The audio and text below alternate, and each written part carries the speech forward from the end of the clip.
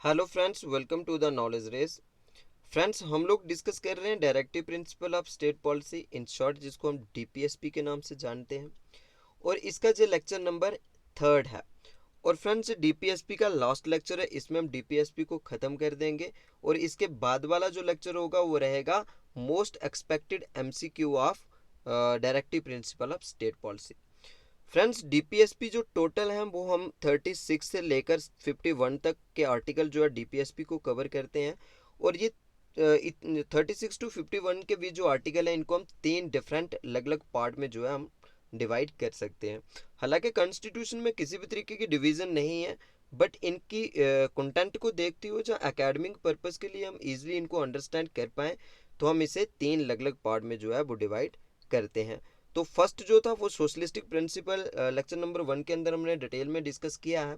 और सेकंड जो था वो गांधीयन प्रिंसिपल था, उसको भी हमने डिटेल में डिस्कस कर लिया है। और इस लेक्चर के अंदर हम जो डिस्कस करेंगे वो करेंगे लिबरल इंटेलेक्चुअल प्रिंसिपल्स। जो आर्टिकल कवर करता है जी, वो करता है 7 आर्टिकल्स को। और साथ ये कौन कौन से आर्टिकल हैं वो हम देखते हैं। 44 है, 45 है, 48 है, 48A है, 49, 50 और 51। ये जो 7 आर्टिकल हैं जी किसके अंदर आते हैं? लिबरल इंटेलेक्चुअल प्रिंसिपल्स के अंदर ये आर्टिकल आते हैं। तो फ्रेंड्स, मैं आपको यहाँ पे एक चीज़ बताना चाहूँगा। अगर आप पंचायत अकाउंट असिस्टेंट के एग्ज़ाम की प्रिपरेशन कर रहे हो, तो ये जो पॉलिटिकल साइंस का आपका लास्ट टॉपिक है। क्योंकि इसके जो सिलेबस के अंदर टॉपिक मेंशन थे वो थे कॉन्स्टिट्यूशन फॉर्मेशन। तो 6 से 7 वीडियो हमने उसके ऊपर बनाए हैं और वो सारा ख़त्म कर दिया है। उसके बाद हमने फंडामेंटल राइट को कवर किया। फिर हमने जो है पंचायत राज सिस्टम 73rd अमेंडमेंट एक्ट 1992 का, उसको डिटेल में ख़त्म किया है। और फिर उसके बाद ये डीपीएसपी जो लास्ट टॉपिक था ये हम ख़त्म कर रहे हैं। तो ये सारे वीडियो जो है वो अपलोडेड है, नीचे प्लेलिस्ट में आपको इनका लिंक मिल जाएगा। तो आप वहाँ से जाके इन वीडियोस को देख सकते हो, या फिर चैनल के ऊपर जाके आप चैनल की प्लेलिस्ट में जाके डिफरेंट प्लेलिस्ट हमने जो है अलग अलग टॉपिक की अलग अलग सब्जेक्ट की क्रिएट की है। तो आप वहाँ से जाके इन्हें देख सकते हो। तो फ्रेंड्स, अगर आपने अभी तक इस चैनल को सब्सक्राइब नहीं किया है, चैनल के ऊपर नए हो, तो प्लीज़ यार चैनल को सब्सक्राइब करके बेल नोटिफिकेशन को भी ऑन कर दीजिए। आने वाले वीडियोस की नोटिफिकेशन आप तक पहुंच जाएगी। आप हमें फेसबुक, इंस्टाग्राम और टेलीग्राम के ऊपर भी फॉलो कर सकते हो। यहाँ पे भी हम अच्छी अच्छी पोस्ट करते रहते हैं जो आपके एग्ज़ाम के लिए बहुत ही हेल्पफुल रहेंगी। और इस लेक्चर की पीडीएफ हमारे टेलीग्राम चैनल से एब्सोल्युटली फ्री ऑफ कॉस्ट आपको मिल जाएगी। और बाकी भी जितने भी लेक्चर हैं तो वो सारी की सारी पीडीएफ हमने यहाँ पे शेयर की है। बट एक बार आप लेक्चर ज़रूर देख लिया करो, उसके बाद आपको ये नोट्स तो मिल ही जाएंगे वहाँ से। क्योंकि बहुत सारी चीज़ें हम बोल के आपको बताते हैं जो नोट्स के ऊपर इतनी लिखी नहीं होती है। तो चलिए टॉपिक को स्टार्ट करते हैं। फ्रेंड, डीपीएसपी जो लिबरल और इंटेलेक्चुअल प्रिंसिपल्स हैं, तो इसको हम डिस्कस करते हैं। अब ये है, इसकी डेफिनेशन ये कहती है कि ये जो प्रिंसिपल है ये किसकी आइडियोलॉजी को दिखाते हैं, किसकी आइडियोलॉजी को रिफ्लेक्ट करते हैं। ये आइडियोलॉजी करते हैं रिफ्लेक्ट, वो है लिबरलिज्म की। तो फ्रेंड्स, लिबरलिज्म जो है एक बहुत ही ब्रॉडर टर्म है, एक दो पॉइंट में इसको समझना जो है बहुत ही मुश्किल है। क्योंकि जो 17वीं सेंचुरी की विचारधारा है ये यूरोप से ओरिजिनेट हुई थी। अब यूरोप के अंदर क्या था, थोड़ा अगर इसको हम इसका इन शॉर्ट अगर इसको समझना चाहें, तो यूरोप के अंदर उस टाइम क्या था कि सोसाइटी जो थी वो डिवाइड थी। सबसे ऊपर जो थे वो क्लर्जी आते थे। क्लर्जी यानी जो प्रीस्ट थे, जो चर्च के लोग थे, जो प्रीस्ट थे वहाँ के। और वो जो रिलीजियस लॉ को जो वो है इम्प्लीमेंट करवाते थे। दूसरे नंबर पे आ गया वहाँ के जो नोबिलिटी थे, जो शाही वर्ग जो था, जनी राजा जहाँ उसके नियर एंड डियर, तो ये लोग आते थे। और तीसरे नंबर को जो था कॉमनर आते थे। अब इन लोगों के पास अलग अलग वो क्या थे, प्रिविलेज्ड थे, यानी अलग अलग अधिकार इनके पास थे। किसी का कुछ राइट, किसी का कुछ राइट, यानी एक जैसी सोसाइटी वहाँ पे नहीं थी। तो लिबरलिज्म की विचारधारा इसीलिए आई थी। अगर आपने फ्रेंच रेवोल्यूशन को पढ़ा होगा हिस्ट्री के अंदर, तो आप अच्छे से जो है जानते होंगे वहाँ की सोसाइटी किस तरीके से डिवाइड थी। इन सारी चीज़ों को ख़त्म करने के लिए एक कॉमन लॉ, और सब जो है एक जैसे ट्रीट हो, सब एक जैसे हो, कोई छोटा बड़ा ना हो, कोई जो है स्पेशल अधिकार उसको ना हो, या स्पेशल राइट उसके ना हो, या फिर किसी भी तरीके की यानी उसको स्पेशलिटी ना हो, सब एक एक समान हो। तो इस चीज़ को जो है वो लाने के लिए लिबरलिज्म जो है आया था। और अगर देखें हम तो लिबरलिज्म जो बात करता है वो करता है डेमोक्रेसी की बात करता है, फ्री ट्रेड की बात करता है, फ्री मार्केट की बात करता है, सेकुलरिज्म की बात करता है, जेंडर इक्वालिटी की बात करता है, फ्रीडम ऑफ स्पीच की बात करता है, फ्रीडम ऑफ एक्सप्रेशन की बात करता है। अगर हम इन शॉर्ट में लिबरलिज्म को देखें तो हालांकि जो बहुत बड़ी ब्रॉडर टर्म है, इसके ऊपर पूरा 1 घंटे का लेक्चर जो है वो बन सकता है। तो इस विचारधारा को जो है ये आर्टिकल रिफ्लेक्ट करते हैं, ये बताते हैं कि इंडिया के अंदर भी जो है कोई भी स्पेशल नहीं है, और सरकारों को इस तरीके से काम करने चाहिए कि किसी को भी स्पेशल कैटेगरी के स्टेटस में नहीं रखना चाहिए। सभी जो है एक समान हो, एक जो है सरकार को सेल्फ मोटिव को छोड़ के, सेल्फिश को छोड़ के जो है सबके लिए एक जैसा काम जो है वो करना है। तो वो क्या क्या है जी, जो आइडियोलॉजी यहाँ पे हमें देखने को मिलती है, तो वो हम कुछ 7 आर्टिकल जो है उनको डिस्कस करते हैं। तो आर्टिकल 44 जो है वो ये कहता है यूनिफॉर्म सिविल कोड। ये आपने बहुत बार न्यूज़ में भी सुना होगा कि यूनिफॉर्म सिविल कोड की बात करती है सरकार। तो हालांकि जो है ट्रिपल तलाक का जब मुद्दा था ये पार्लियामेंट के अंदर, जब उस बिल को लाया गया, तो बहुत बार ये जो है यहाँ पे ये न्यूज़ में भी रहा।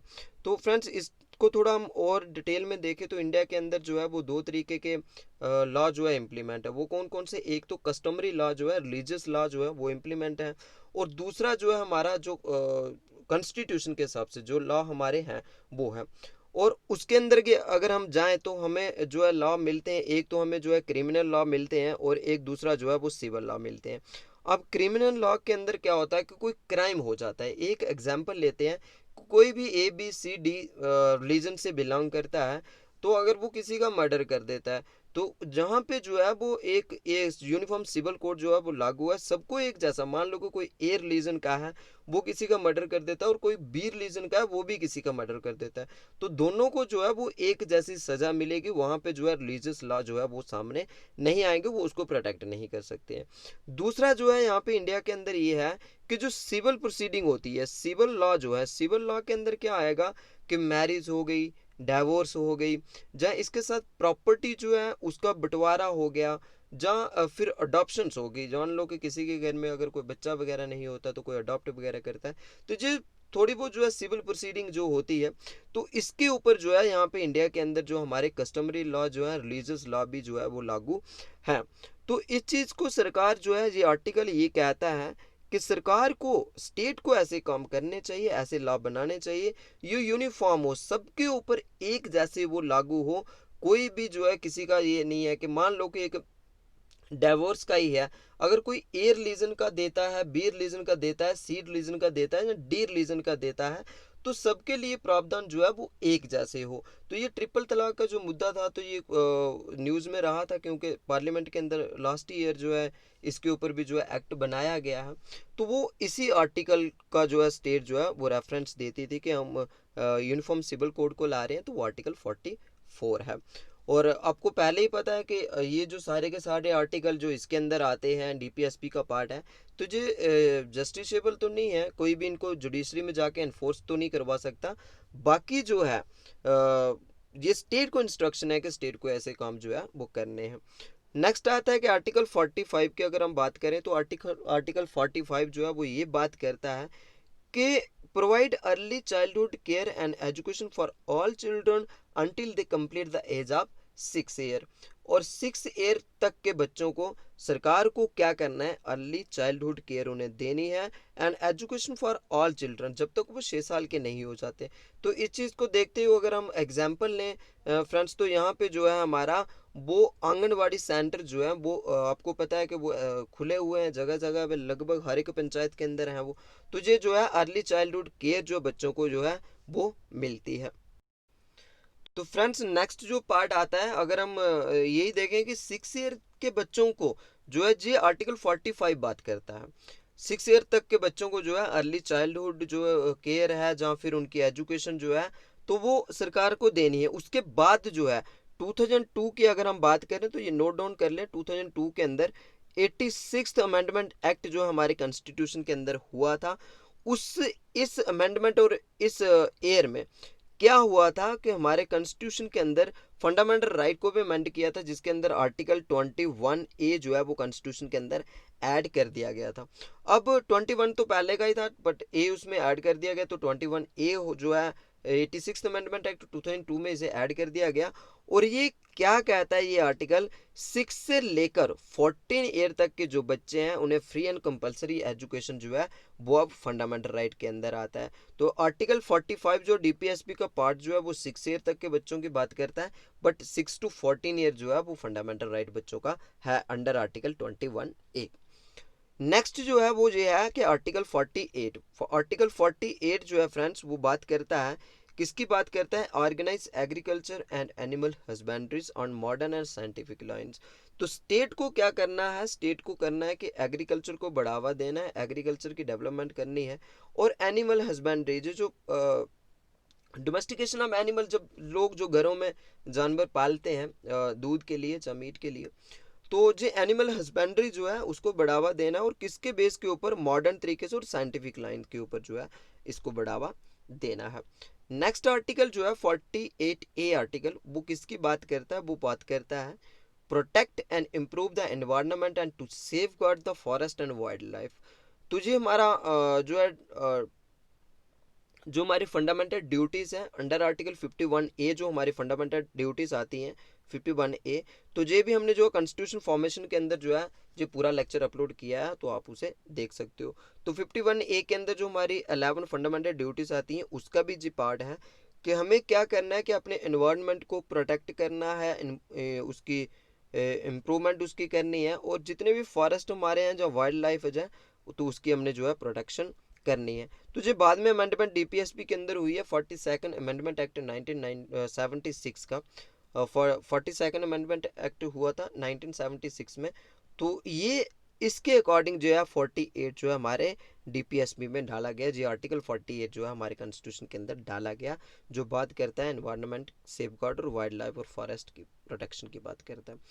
49 जो आर्टिकल है वो फ्रेंड्स ये बात करता है कि हमें protect monuments place an object of artistic and historic interest which are declared to be of national importance। तो 48 हमें ये बात करता है कि ये भी हमारे जो फंडामेंटल ड्यूटीज़ के अंदर आता है। अब जी आर्टिकल ये बात करता है कि जितने भी हमें विरासत में जो हिस्टोरिकल इम्पोर्टेंस का जो भी मिला है, अगर हम एक एग्जांपल लें जैसे लाल किला हो गया, जहाँ फिर कुतुब मीनार हो गया, जहाँ इसके साथ जो हमारा ताजमहल हो गया, तो इस तरीके की जितनी भी हिस्टोरिक इम्पोर्टेंस की जो भी चीज़ें हमें मिली हैं, तो हमें उनको क्या करना है, उनकी प्रोटेक्शन करनी है, उनको प्रोटेक्ट करके रखना है जो नेशनल इम्पोर्टेंस के लिए हैं। तो ये आर्टिकल 49 जो है इसकी बात करता है। तो आर्टिकल 50 जो है, तो 50 से आप एक याद रख सकते हो कि 50-50/50 जो है एग्जीक्यूटिव, 50% जो है जुडिशरी, तो 50-50 है क्योंकि पावर को डिवाइड कर दिया गया। तो आर्टिकल 50 जब बात करता है कि पावर जो है वो सेपरेट कर दी गई है, किससे, किसके बीच, एग्जीक्यूटिव और जुडिशरी के बीच। एग्जीक्यूटिव जो है अपना काम करे और जुडिशरी जो है वो अपना काम करे। तो जुडिशरी क्या होता है फ्रेंड्स, जितना भी जो कोर्ट हेरार्ची है, यानी हाई कोर्ट से, सुप्रीम कोर्ट से लेकर फिर हाई कोर्ट और डिस्ट्रिक्ट के बाद जो है एक जो है डिवीज़न लेवल पे जो मुंसिफ कोर्ट होते हैं, तो ये पूरा जुडिशियल सिस्टम जो है वो इसके अंदर आता है। तो जुडिशरी आपको पता है कि इंडिपेंडेंट काम करती है। तो एग्जीक्यूटिव जो आ गया, एग्जीक्यूटिव जितनी भी हमारी गवर्नमेंट है, जो गवर्नमेंट ऑफिशियल हैं, जितना भी हमारा पूरा का पूरा जो है लॉ इन्फोर्समेंट जितनी भी है, तो वो किसका काम हो गया, वो एग्जीक्यूटिव का काम हो गया। जैसे जितने भी हमारे एडमिनिस्ट्रेटिव ऑफिस हैं, जैसे डिस्ट्रिक्ट ऑफिस हैं, जहाँ फिर हमारी जो है सरकार है, गवर्नमेंट है, एग्जीक्यूटिव है, जहाँ इसके साथ ही हमारी जो काउंसिल ऑफ मिनिस्टर्स हैं, कैबिनेट मिनिस्टर है, तो ये सारा का सारा किसके अंदर आता है, जो पार्ट आता है एग्जीक्यूटिव का। यानी लेजिस्लेचर जो होती है वहाँ पे हमारे लॉ जो है वो बनते हैं, और लॉ को आगे चलाना, उसकी इन्फोर्समेंट जो है वो किसका काम होता है, एग्जीक्यूटिव का काम होता है। अगर वो लॉ सही तरीके से इम्प्लीमेंट नहीं करती है तो judiciary come into the picture, जो लॉ को सही तरीके से इन्फोर्स करवाने का काम जो है वो ये करती है। तो ये था पूरा 50 आर्टिकल। और 51 आर्टिकल जो है वो फ्रेंड्स किसकी बात करता है, वो करता है promote international peace and security की बात करता है। ठीक है, तो 50 आर्टिकल जो है एक इसकी भी बहुत ही इंपॉर्टेंस है, क्योंकि ये आर्टिकल बात करता है इंटरनेशनल लेवल पे इंटरनेशनल पीस एंड सिक्योरिटी की बात करता है, और maintain just and honourable relation between the Nations. तो इसका जो 51 का फर्स्ट पार्ट जो है वो ये कहता है कि इंटरनेशनल पीस एंड सिक्योरिटी की बात ये करता है, और हमें क्या करना है, हमें रिश्ते बनाने हैं दूसरे देशों के साथ, वो किस तरीके से, एक ऑनरेबल रिलेशन जो है दूसरे देशों के साथ हमें बनाने हैं। उसके बाद इसका सेकंड पार्ट जी बात करता है कि foster respect for international law and treaty obligation. तो जितने भी इंटरनेशनल लॉज हैं, इंटरनेशनल ट्रीटीज़ हैं, हमें उनको सही तरीके से जो है उनका पालन करना है। उनके जो है जो भी टर्म्स एंड कंडीशन हमें उन इंटरनेशनल लॉज हैं उसके ट्रीटीज़ के अंदर दी गई हैं, तो हमें उन्हें फॉलो करना है। इसका नेक्स्ट पार्ट जो है और नेक्स्ट और लास्ट पार्ट इसका वो ये कहता है encourage settlement of international dispute by arbitration. अगर कोई भी इंटरनेशनल डिस्प्यूट हो जाता है तो हमें बातचीत करके उस मसले का जो है, उस मुद्दे का जो है वो हल निकालना चाहिए। और एक ट्रीटी के हिसाब से जहाँ एक इस तरीके की बात करके ट्रीटी करके जो है इसको हमने कोई भी अगर इंटरनेशनल लेवल पे अगर कोई डिस्प्यूट हो जाता है तो उसको हमें इस तरीके से सुलझाना है। तो फ्रेंड्स ये पूरे के पूरे आर्टिकल हमने अभी डिस्कस कर लिए हैं। एक चीज़ और रह रही है इसमें, तो नेक्स्ट स्लाइड के अंदर हम डिस्कस करते हैं उसको। देखिए पूरे के पूरे आर्टिकल जो है यहीं तक थे, 51 तक थे। किसका पार्ट था? डीपीएसपी का पार्ट था। तो एक और चीज़ डिस्कस करते हैं फ्रेंड्स, यहाँ पे सप्रू कमेटी 1945 की हमने लेक्चर नंबर 1 में डिस्कस कर दिया था कि इस कमेटी ने जो है वो रिकमेंड किया था कि हमारे कॉन्स्टिट्यूशन के अंदर दो तरीके के जो है राइट होने चाहिए। कौन कौन से? एक जस्टिसेबल पार्ट होना चाहिए जिसको हम कोर्ट में जा सकें जिसके लिए एनफोर्समेंट के लिए, और दूसरा नॉन जस्टिसेबल होना चाहिए। तो इसी चीज़ को देखते हुए जो है हमारे जस्टिसेबल जो हमारे फंडामेंटल राइट थे और नॉन जस्टिसेबल जो हमारे वो हैं डायरेक्टिव प्रिंसिपल्स। तो एक चीज़ ये रह रहा था फ्रेंड्स, ये जो famous civil service point of view से जो हमारे लक्ष्मीकांत की बुक है इंडियन पॉलिटिक्स की, तो उसके अंदर ये पॉइंट दिया था, तो लगा कि हो सकता है कि ये इंपॉर्टेंट हो तो ये आपको समझा दूं मैं। तो ये था कि कॉन्स्टिट्यूशनल एडवाइज़र जो थे, आपको पता है कि 1946 में दिसंबर 6 1946 में हमारी जो है कॉन्स्टिट्यूंट असेंबली बनी थी। 6 दिसंबर 1946 में। तो ये जो कॉन्स्टिट्यूंट असेंबली थी इसका काम था भारत का संविधान जो है बनाना, भारत का कॉन्स्टिट्यूशन जो है वो बनाना। तो फ्रेंड्स कॉन्स्टिट्यूशन फॉर्मेशन के अंदर जो है 6-7 वीडियो हैं, वो सारे के सारे नीचे आपको प्लेलिस्ट मिल जाएगी डिस्क्रिप्शन में, तो आप उनको देख लीजिएगा। वहाँ पे हमने सारे एक एक पॉइंट जो है ये कॉन्स्टिट्यूंट असेंबली पूरा एक एक चीज़ को डिस्कस किया था। तो कॉन्स्टिट्यूंट असेंबली के जो एडवाइज़र थे, कॉन्स्टिट्यूशनल एडवाइज़र थे, वो थे जे बी एन राव जो थे। तो इन्होंने भी कहा था कि रिकमेंड किया था कि हमारे जो राइट्स हैं वो डिवाइड होने चाहिए। इंडिविजुअल राइट्स जो है वो शुड बी 2 ग्रुप्स के होने चाहिए।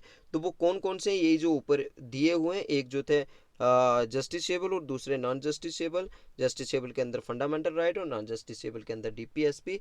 और इस चीज़ को जो था ड्राफ्टिंग कमेटी जो थी कॉन्स्टिट्यूशन की, और ड्राफ्टिंग कमेटी के जो थे चेयरमैन, तो आपको पता है कि बी आर अम्बेडकर थे, उन्हीं को फादर ऑफ कॉन्स्टिट्यूशन के नाम से हम जानते हैं। तो वो जो थे उन्होंने इनके जो रिकमेंड था किया था इन्होंने, तो उसको माना उन्होंने, और ये दो तरीके के अलग अलग राइट्स जो है वो हमारे कॉन्स्टिट्यूशन के अंदर ड्राफ्ट किए थे। तो फ्रेंड्स ये था पूरा लेक्चर। उम्मीद करता हूँ कि आपको ये लेक्चर पसंद आया होगा। अगर पसंद आया तो प्लीज़ यार चैनल को सब्सक्राइब करके वीडियो को लाइक शेयर ज़रूर कर दीजिए, और अगर वीडियो अच्छी लगी है तो कमेंट करके भी ज़रूर हमें बताएं। नेक्स्ट हमारा जो लेक्चर रहने वाला है वो रहेगा fundamental right versus directive principle of state policy. इन दोनों में फ़र्क क्या है? एक तो हमारा जो एमसीक्यू का लेक्चर तो आपको मिलेगा ही मिलेगा, बट दो तरीके के राइट हमने फंडामेंटल राइट को भी ख़त्म कर दिया, डायरेक्टिव प्रिंसिपल को भी ख़त्म कर दिया। एक वीडियो हम छोटा सा 5-7 मिनट का वीडियो लाएंगे जिसके अंदर दोनों को डिफ्रेंशिएट करके बताएंगे कि इन दोनों में बेसिक डिफरेंस जो है वो क्या है। क्योंकि वीडियो के अंदर तो सारा हमने डिटेल में डिस्कस किया है, बट इन शॉर्ट आपको अलग से भी वीडियो इसके ऊपर मिल जाएगी। Thanks for watching.